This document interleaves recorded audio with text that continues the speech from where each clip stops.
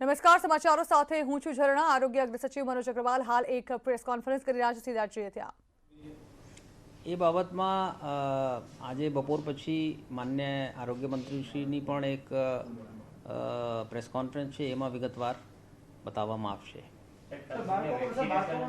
હાલ શું સ્થિતિ છે અને હાલ જે ઓમિક્રોન સહિતના જે કેસો સામે આવી રહ્યા છે, ગઈકાલે 500 થી અપ આવ્યા હતા, તો છેલ્લા 3 દિવસની અંદર જે કેસની સંખ્યા વધી રહી છે તેને લઈને કેવા પ્રકારની તંત્ર દ્વારા બેડ, ઓક્સિજન અને વેન્ટિલેટરની વ્યવસ્થા છે? એમાં કેસો જે વધી રહ્યા છે એ બરાબર છે, પણ એમાં અમે સતત ટેસ્ટિંગ જે છે એ વધારી છે અને એના કારણે પણ સ્વાભાવિક છે કે કેસોની સંખ્યા પણ વધારે આપણને મળતી હોય અને એ સંખ્યા અમર્યાદિત કરવામાં આવી છે કે ટેસ્ટિંગ વધારે થાય અને એની સાથોસાથ જે તૈયારીઓ છે એ પણ આ બધાને એલર્ટ કરી દેવામાં આવ્યું છે કે કોઈ પણ એવા સંજોગો ઈશ્વર ન કરે કે ત્રીજી લહેર જેવા આવે તો એમાં કોઈને બિનજરૂરી મુશ્કેલીનો સામનો, દવાનો જથ્થો ઘટે એવી કોઈ સ્થિતિ, બેડન ઘટે એવી કોઈ સ્થિતિ, ઓક્સિજનનો કંઈક એમાં શોર્ટેજ રહે એવી એ તમામ બાબતોનું ધ્યાન રાખવામાં આવી રહ્યું છે।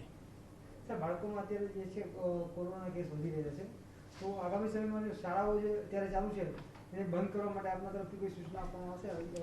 હાલમાં એવી કોઈ જગ્યા એક ક્લસ્ટરમાં કે જથ્થામાં બહુ મોટી સંખ્યામાં બાળકો આવ્યા એવું ધ્યાન રાખવામાં આવી રહ્યું છે અને જ્યાં પણ એવું બને છે તે તાત્કાલિક જે છે શિક્ષણ વિભાગ મારફત એમને સૂચનાઓ આપવામાં આવે છે અને આરોગ્યલક્ષી અને કોરોનાલક્ષી તમામ એપ્રોપ્રિએટ બિહેવિયર થાય અને એ પ્રમાણેની જે સામાન્ય સ્થાયી સૂચનાઓ છે એ જે છે એની કાળજી લેવા માટે જણાવવામાં આવે છે।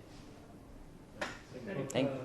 લાસ્ટ ક્વેશ્ચન, જે એપ લોન્ચ કરવામાં આવી હતી 27 ડિસેમ્બર અને અહીંયા કંટ્રોલ રૂમ પણ શરૂ કર્યો છે સીએમના હસ્તે, તો લોકો એનો કઈ રીતે ઉપયોગ કરી શકે, શું મદદરૂપ થશે? આ એપ જે છે એ ડાઉનલોડ કરીને એમાં રાજ્ય સરકારની જુદી જુદી યોજનાઓ એની માહિતી મળશે અને જે કોરોનાલક્ષી જે એપ છે એમાં તમામ માહિતી, કયું હોસ્પિટલ બાજુમાં છે, એમાં બેડ કેટલા, ઓક્સિજન બેડ કેટલા, વેન્ટિલેટર કેટલા, દર્દીઓ માટે બેડ કેટલા ઉપલબ્ધ છે અને એમાં એમને 108ની જરૂરિયાત હોય એના માટે પણ એ રિક્વેસ્ટ કરી શકે અને એ પ્રમાણે એમાં તમામ આગળની કામગીરી કરી શકે છે। Thank you.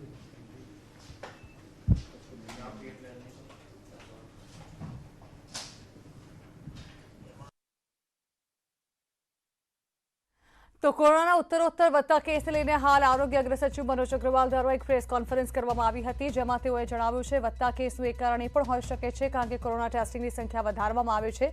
વધુને વધુ ટેસ્ટ થતા હોવાને કારણે કોરોનાના કેસમાં વધારો થઈ રહ્યો હોય તેવું પણ બની શકે, જોકે તકેદારીના તમામ પગલાં તંત્ર દ્વારા લેવાતા હોવાનું હાલ મનોજ અગ્રવાલે જણાવ્યું। अन्य समाचारों, एलआरडी पीएसआईના ઉમેદવારોએ કરી છે હાઈકોર્ટમાં અરજી। ઓક્ટોબર 2021માં લેવાયેલી પરીક્ષાના ઉમેદવારોની અરજીમાં અરજદારોનો આક્ષેપ, એલઆરડી પીએસઆઈ ભરતી બોર્ડની શારીરિક માપણીમાં ભૂલ થઈ હોવાનું તેઓએ જણાવ્યું છે। 2019ની ભરતીમાં આ જ ઉમેદવારો યોગ્ય ઠેરવાયા હતા। શારીરિક માપણીમાં વિરોધાભાસ અંગે કોર્ટમાં અરજી થઈ છે। અરજી બાદ હાઈકોર્ટે રાજ્ય સરકાર અને બોર્ડને આ અંગે આદેશ કર્યો છે। શારીરિક માપણીમાં રીમેઝરમેન્ટનો રિપોર્ટ કરવા આદેશ કરાયો છે। કોર્ટે તમામ 10 ઉમેદવારોની ફરી ઊંચાઈ માપવા આદેશ કર્યો છે। 16 સિવિલમાં ફરીથી ઊંચાઈ માપવા સરકારને આદેશ કર્યો છે। હાઈકોર્ટે સુનાવણી કરતા કયો આદેશ કર્યો છે? શારીરિક માપણી યોગ્ય હશે તો લેખિત પરીક્ષામાં બેસી શકશે। આવતી સુનાવણીમાં તથ્યોના આધારે નિર્ણય લેવાશે। એલઆરડીની પિટિશનમાં ટોટલ 12 કેન્ડિડેટે પિટિશનર રીમેઝરમેન્ટ માટે પિટિશન કરેલ છે। તેમાં કોર્ટ દ્વારા 11 પિટિશનરને રીમેઝરમેન્ટ માટેની કોર્ટે ઓર્ડર કરેલો છે 16 સિવિલ હોસ્પિટલમાં। સેમ 2019માં પણ આવી પિટિશન દાખલ થયેલી હતી, તેમાં પણ નામદાર ગુજરાત હાઈકોર્ટે રીમેઝરમેન્ટની ઓર્ડર કરેલો છે અને તેમાં પણ આજે તે લોકો એલઆરડીમાં એઝ એ કોન્સ્ટેબલ જોબ પણ કરે છે। અરજદારની માંગણી એવી છે, જ્યારે એ લોકો 2019-20માં એલઆરડીની ફિઝિકલ ટેસ્ટ આપેલી હતી ત્યારે તે લોકો દ્વારા એ લોકોની હાઇટ 165 સેન્ટીમીટર થયેલી હતી, પણ 2021માં જ્યારે એલઆરડી અને પીએસઆઈ બંનેની રીમેઝરમેન્ટ હાઇટની રીમેઝરમેન્ટ થયેલું ત્યારે એ લોકોની હાઇટ 164 સેન્ટીમીટર થયેલી છે, માટે એ લોકોને તે એક્ઝામમાંથી રદ કરવામાં આવેલા છે. કમલમ પર વિરોધ કેસમાં આખરે આપ નેતાઓના જામીન મંજૂર થયા છે. ગાંધીનગર કોર્ટે તમામ 55ના શરતી જામીન મંજૂર કર્યા છે. આમ આદમી પાર્ટીના નેતાઓને હવે મોટી રાહત મળી છે. ગાંધીનગર કમલમ પર વિરોધ પ્રદર્શનમાં કેસમાં હાલ આપના નેતાઓને રાહત મળી છે. ઈશુદાન ગઢવી, ગોપાલ ઇટાલિયાના જામીન આખરે મંજૂર થયા છે.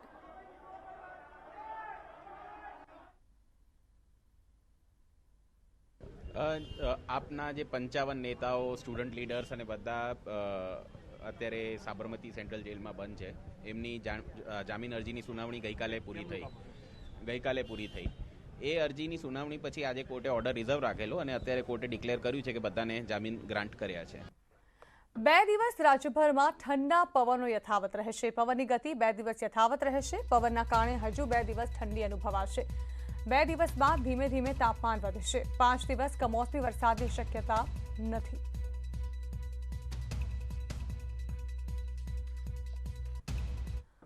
विंड भी चलेगी अगले 2 दिन का बाद टेम्परेचर बढ़ने का संभावना है, ग्रेजुअल राइज होगा. अहमदाबाद में भी सेम कंडीशन प्रिवेल होगा. अभी फिलहाल अहमदाबाद में 13 डिग्री सेल्सियस टेम्परेचर रिकॉर्ड हुआ है. कल भी 13 डिग्री रहने का संभावना है. परसों 14 देन 15 ऐसे ग्रेजुअल राइज होने का संभावना है. ગુજરાતમાં કોરોના કેસ વધતા ચિંતા વધી છે, ત્યારે કેન્દ્રીય સ્વાસ્થ્ય સચિવ રાજેશ ભૂષણે એક પત્ર લખ્યો છે. ગુજરાત સહિત 8 રાજ્યોના સ્વાસ્થ્ય સચિવને આ પત્ર લખવામાં આવ્યો છે. અમદાવાદ, રાજકોટ, સુરતમાં વધતા કેસો અંગે તેઓએ આ પત્રમાં ચિંતા વ્યક્ત કરી છે. કોરોનાના કેસ વધતા કેન્દ્રીય સ્વાસ્થ્ય મંત્રાલયે ચિંતા વ્યક્ત કરી છે. ગુજરાત સહિત દિલ્હી, હરિયાણા, તમિલનાડુ, પશ્ચિમ બંગાળ, મહારાષ્ટ્ર, કર્ણાટક અને ઝારખંડના સ્વાસ્થ્ય સચિવને આ પત્ર લખાયો છે, જેમાં અમદાવાદ, સુરત, રાજકોટ ઉપરાંત ગુડગાંવ, દિલ્હી, રાંચી, બેંગાલુર, કોલકાતા, ચેન્નાઈ, પુણે, ઠાણે, નાગપુરમાં વધતા કેસો અંગે મંત્રાલય તરફથી ચિંતા વ્યક્ત કરાઈ છે.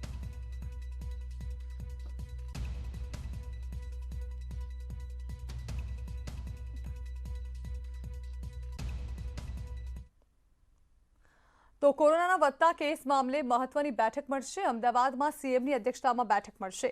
સાંજે 5:30 કલાકે રિવરફ્રન્ટ પર યોજાશે આ બેઠક. એએમસી કમિશનર અને આરોગ્ય સચિવ આ બેઠકમાં હાજર રહેશે.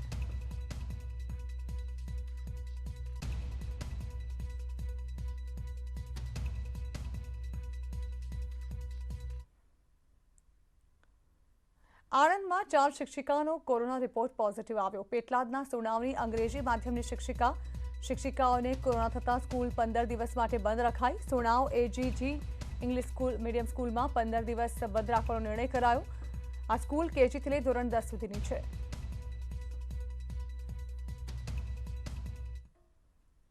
તો કોરોનાના કેસ વધતા હાઈકોર્ટમાં વકીલ મંડળે લખ્યો છે પત્ર. જીએચએએ ચીફ જસ્ટિસને પત્ર લખી માંગ કરી છે. હાઈકોર્ટમાં વકીલો અને સ્ટાફને જ પ્રવેશ આપવા માંગ કરાઈ છે. ગુજરાત હાઈકોર્ટે એડવોકેટ એસોસિએશનની આ માંગ, કેમ્પસમાં રેપિડ એન્ટીજન ટેસ્ટ બૂથ ઊભા રાખવા પણ માંગ કરાઈ છે. તો વેકેશન બાદ આવતા અઠવાડિયાથી ફરી કોર્ટ શરૂ થશે. એક કોવિડ ટેસ્ટિંગ બૂથ હાઈકોર્ટના ગેટ પાસે મૂકવામાં આવે, અને બીજું કે જેની અંદર જે લિટિગન્ટ્સ આવે છે, જે ક્લાયન્ટ્સ આવે છે, એ બંનેને અમે રિક્વેસ્ટ છે કે એડવોકેટ્સને પણ રિક્વેસ્ટ છે કે એમના બિનજરૂરી ક્લાયન્ટ્સ કે જેની ખરેખર કોઈ પ્રોસિડિંગ્સની અંદર જરૂર ન હોય એવા ક્લાયન્ટ્સને ન બોલાવવામાં આવે. અને નામદાર હાઈકોર્ટને પણ અમે એક રિક્વેસ્ટ કરી છે કે તમે પણ એક એસઓપીસને કડક પાલન થઈ શકે એના માટેની પ્રયાસ કરો, કે જેની અંદર ફક્ત વકીલ અને એમનો સપોર્ટ સ્ટાફ જ કોર્ટ પ્રિમાઇસીસની અંદર અથવા કોર્ટ રૂમ્સની અંદર આવે. અમદાવાદમાં કોરોનાનો કેર વકર્યો છે, ત્યારે શહેરમાં વધુ 2 વિસ્તાર માઇક્રો કન્ટેનમેન્ટ ઝોન જાહેર થયા છે.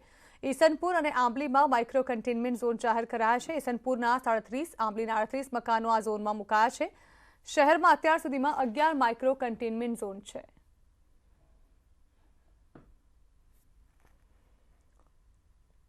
તો કોરોના કાળમાં નવા વર્ષની ઉજવણી પર નિયમો કડક બનાવાયા છે. ઘણા પ્રવાસીઓ નવા વર્ષની ઉજવણી માટે ગોવાને પસંદ કરી રહ્યા છે, ત્યારે હાલમાં નવા વર્ષની ઉજવણી માટે યુવાનોમાં પહેલી પસંદ ગોવા રહી છે. સાથે જ માઉન્ટ આબુ, ઉદયપુર, જયપુર, જેસલમેર જેવા પ્રવાસન સ્થળો પર પણ પ્રવાસીઓની પસંદગી રહી છે. કેટલાક લોકો મિત્રો કે પછી પરિવાર સાથે નવા વર્ષની ઉજવણી કરવા ગુજરાતની બહાર ગયા છે. હાલમાં આવા પ્રવાસન સ્થળો પર ઉજવણી માટે ભારે ટ્રાફિક પણ જોવા મળી રહ્યો છે. તો હાલમાં પ્રવાસ સ્થળો પર પણ હોટલના ભાડામાં 25% સુધીનો વધારો જોવા મળી રહ્યો છે. તો રણોત્સવમાં પણ બુકિંગ ફૂલ થયું છે.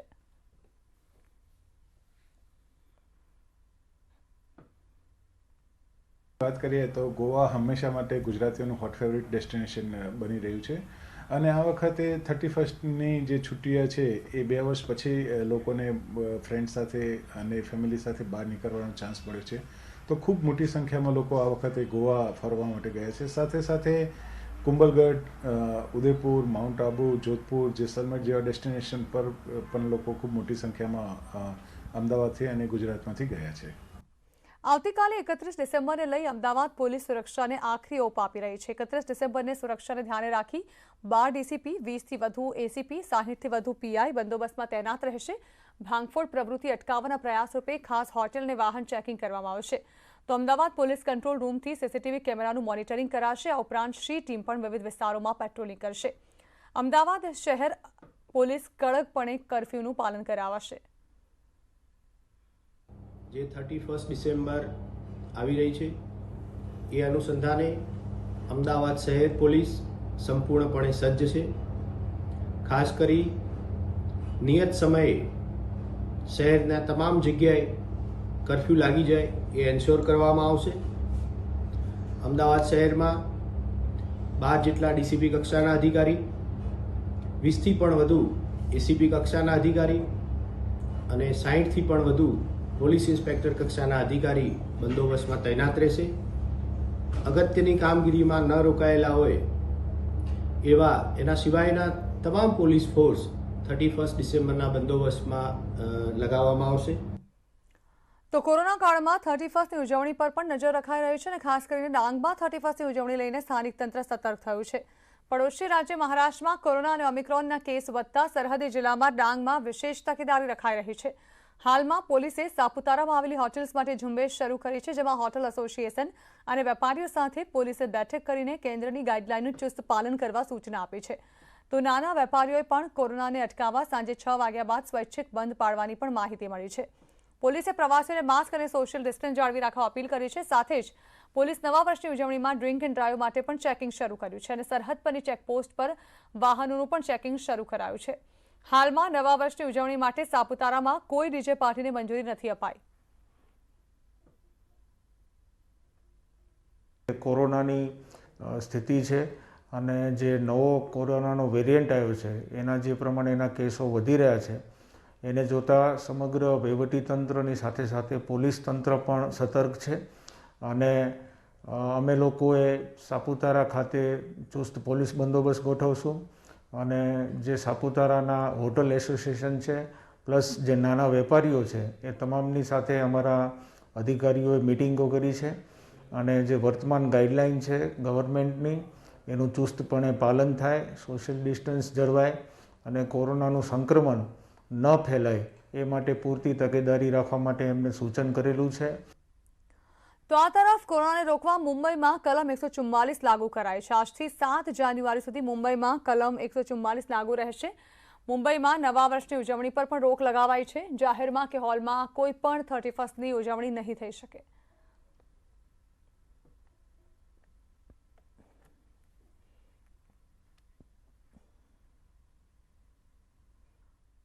Welcome back. CM Bhupendra Patel આવતીકાલે રાજકોટના પ્રવાસે છે, ત્યારે મહાનગરપાલિકાના 82 કરોડના વિકાસ કાર્યોનું લોકાર્પણ અને ખાતમુહૂર્ત કરશે. રાજકોટમાં આવતીકાલે મુખ્યમંત્રી ભૂપેન્દ્ર પટેલ રોડ શો યોજશે. ધર્મેન્દ્ર કોલેજના વિશાળ સમિયાણામાં સમારોહ યોજાશે. સીએમ સાથે 5 મંત્રીઓ પણ રાજકોટ આવશે. પ્રદેશ ભાજપ પ્રમુખ સી.આર. પાટીલ પણ હાજર રહેશે. હાલમાં રોડ શો અને કાર્યક્રમને લઈને ભાજપ તડામાર તૈયારીઓમાં લાગ્યું છે. રેસકોર્સ, રિંગ રોડ સહિતના રસ્તાઓ શણગારવામાં આવ્યા છે. રોડ શોના રસ્તાઓ પર ઠેર ઠેર હોર્ડિંગ્સ લગાવાયા છે. એક કાર્યક્રમમાં સીએમ ભૂપેન્દ્ર પટેલ અને પૂર્વ સીએમ રૂપાણી એક મંચ પર હશે. સૌ પ્રથમ વખત મુખ્યમંત્રી શ્રી રાજકોટ મહાનગરના કાર્યક્રમમાં આવે છે.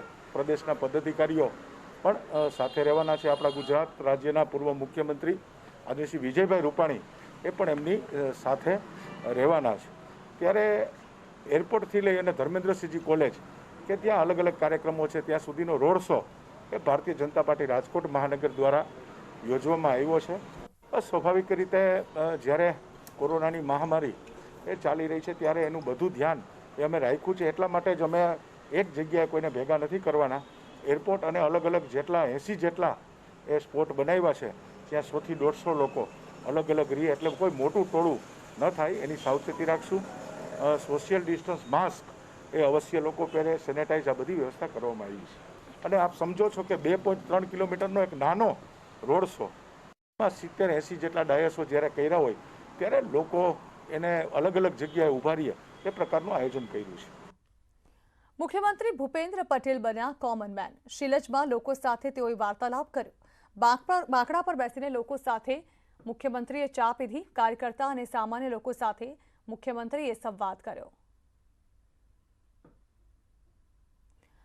તો ખૂબ જ સાહજિક તસવીરો જે છે તે કેમેરામાં કેદ થઈ છે, જેમાં મુખ્યમંત્રી એક કોમન મેનની જેમ નજરે પડ્યા છે, જ્યાં તેઓ અમદાવાદના શિલજ વિસ્તારમાં લોકો સાથે વાતચીત કરી રહ્યા છે. બાંકડા પર બેસી મુખ્યમંત્રીએ ભાજપના કાર્યકર્તાઓ તેમજ લોકો સાથે વાતચીત કરી અને તેમના પ્રશ્નો જાણ્યા. જેમની લાક્ષણિકતા આ કેમેરામાં કેદ થઈ છે. કોમન મેન તરીકેની તેમની આ ભૂમિકા લોકોને પણ પસંદ આવી હતી, જ્યાં તેઓએ લોકો સાથે આ મુદ્દે ચર્ચા કરી. તો બાંકડા પર બેસીને તેઓએ ચાહની મજા પણ માણી હતી.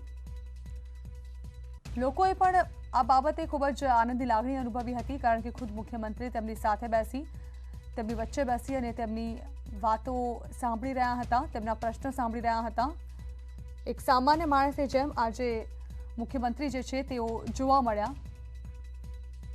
આ પ્રકારની તસવીરો લોકોને પણ પસંદ આવતી હોય છે, કારણ કે મુખ્યમંત્રી તરીકે જ્યારે તેમના જેવા લોકો સાથે તેઓ બેસીને આ અંગે ચર્ચા કરે, લોકો પણ એક હળવાશ અનુભવતા હોય છે. ત્યારે આ અંગે વધુ વાત કરવા સંવાદદાતા ગીતા મહેતા જોડાઈ રહ્યા છે.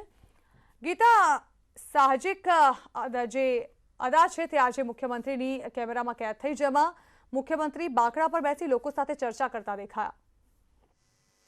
જી, સીએમ ભૂપેન્દ્રભાઈ પટેલની જ્યાં સુધી વાત છે, તેઓ ખૂબ જ એક સરળ વ્યક્તિત્વ છે અને સીએમ પદે પહોંચ્યા બાદ પણ તેઓ લોકોથી, સામાન્ય જનતાથી દૂર ન થાય તે માટે આજે તેઓનો હંમેશા પ્રયત્ન રહ્યો છે.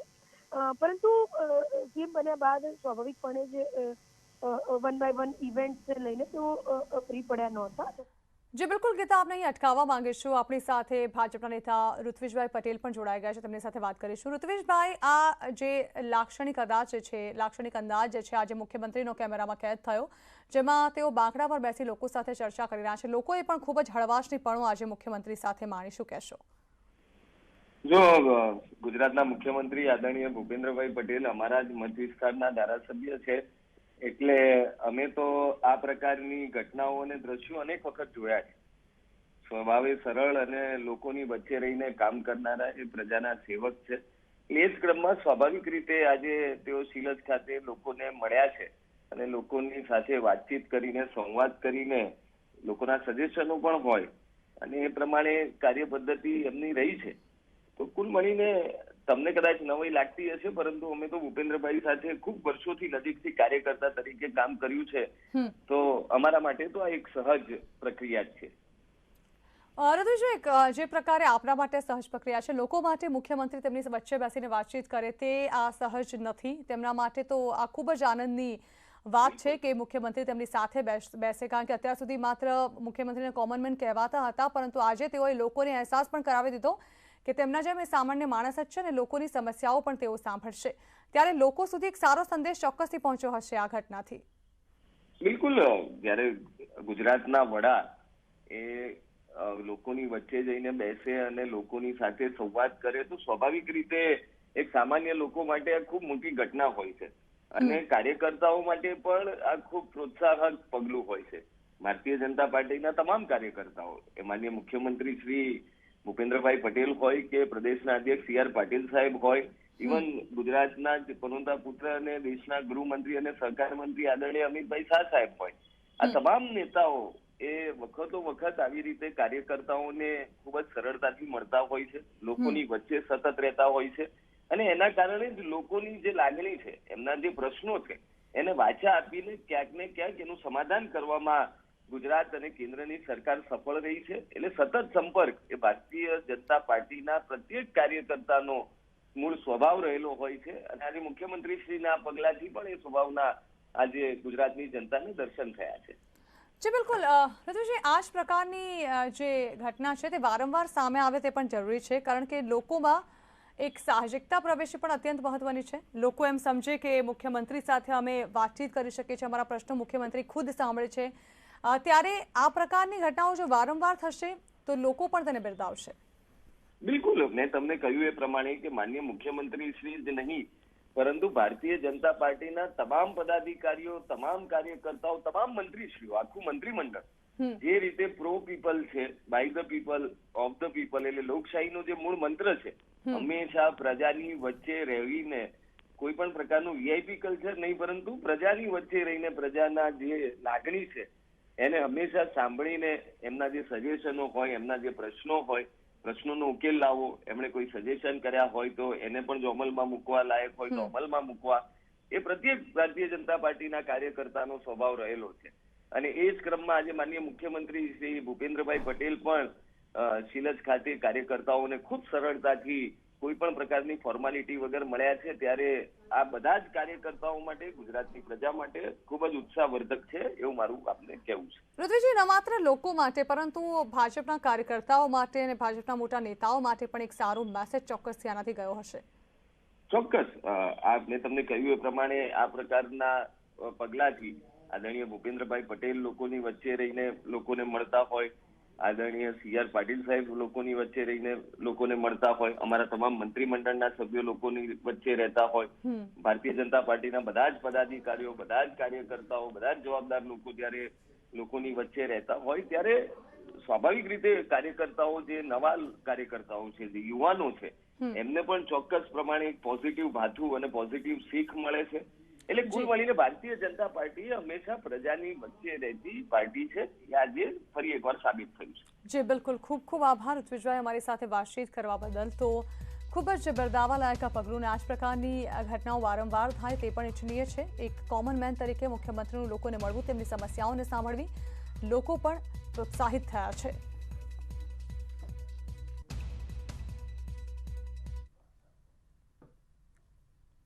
તો આ તરફ વાયબ્રન્ટ ગુજરાત ગ્લોબલ સમિટની પૂરજોશમાં તૈયારીઓ ચાલી રહી છે. 10મી, 11મી અને 12મી જાન્યુઆરીએ વાયબ્રન્ટ સમિટ યોજાશે. ત્યારે ગાંધીનગરમાં મહાત્મા મંદિર પર તેને લઈને તડામાર તૈયારીઓ ચાલી રહી છે. આત્મનિર્ભર ગુજરાત, આત્મનિર્ભર ભારત થીમ પર આ સમિટ યોજાશે. મહાત્મા મંદિર પર અલગ અલગ ડોમ પણ બનાવી લેવાયા છે.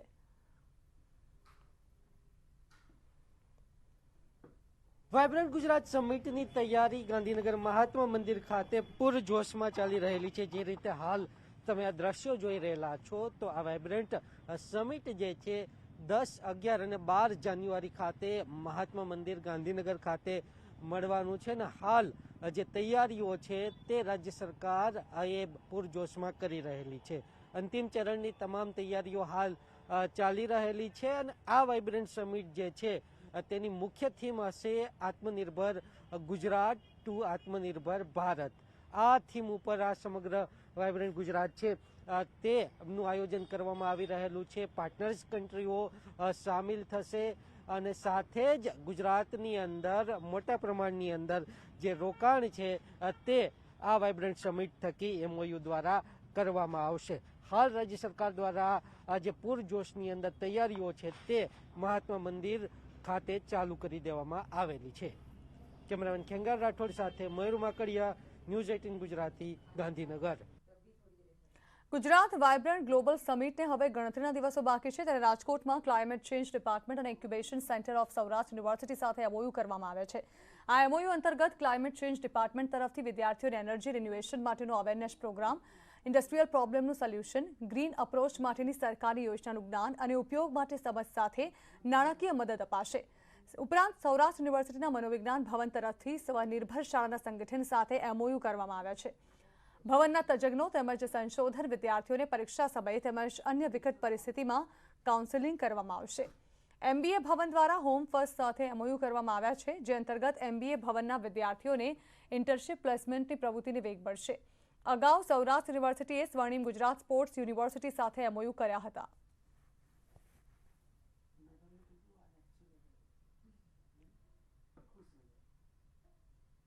અને હવે વાત ડ્રગ્સ મુક્ત ગુજરાતની.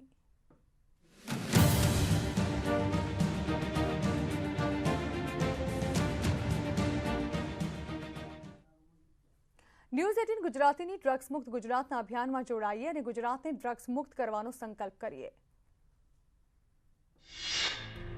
મારો એ સંકલ્પ છે, હું યુવાનોને, આવનારા ભારતના ભવિષ્યને, એટલે યુવાન ભાઈઓ અને બહેનોને બધાને સંકલ્પ લેવડાવીશ અને સંકલ્પ લઈશ કે નશાથી બધાએ દૂર રહેવું જોઈએ.